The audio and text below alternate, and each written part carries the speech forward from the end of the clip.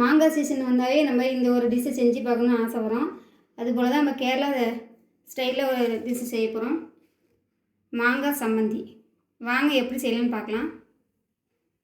மாங்காய் தேவையான அளவு எடுத்துங்க. தேங்காய் தேவையான அளவு, இஞ்சி ஒரு துண்டு, பச்சை மிளகாய் காரத்துக்கு ஏற்றாப்புல, வரமிளகாய் 2 சேர்த்துக்குங்க, சின்ன வெங்காயம் ஒரு 10 சின்ன வெங்காயம். இப்போ வாங்க எப்படி செய்யலாம்னு பார்க்கலாம்.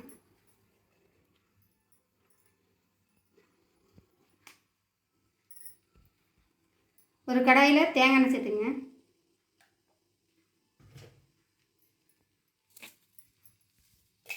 வரமிளகாய், பச்சை மிளகாய் அரைச்சி,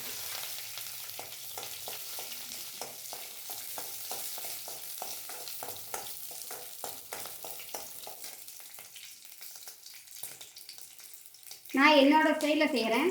சின்ன வெங்காயம் லைட்டாக வதக்கிங்க. லேசாக வதக்கினா போதும்.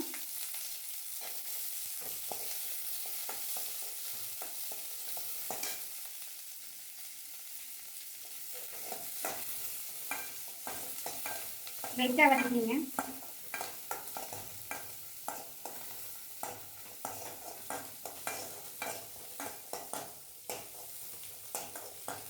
சில பேர் பச்சையாகவும் அரைப்பாங்க. நான் லைட்டாக வதக்கிறேன். போதும்.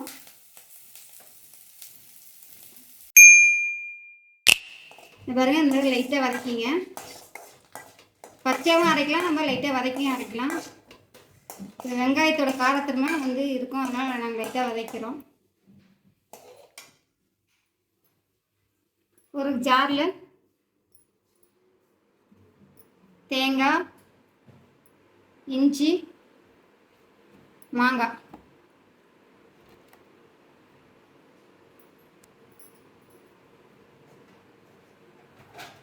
வதக்கி வச்சு வெங்காயம் பச்சை மிளகாய் நம்ம சேர்த்துக்கலாம்.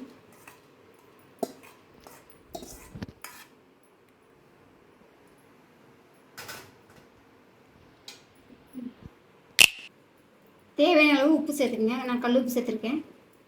ஒரு பிஞ்சளவு ஜீரகம். இப்போ நம்ம அரைச்சி வந்துடலாம். தண்ணி விடாமல் குறப்பாக அரைச்சிங்க.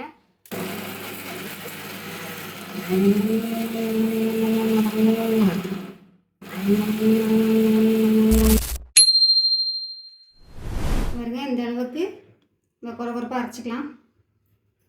ஒரு அருமையான மாங்காய் சம்மந்தி ரெடி ஆயிடுச்சு.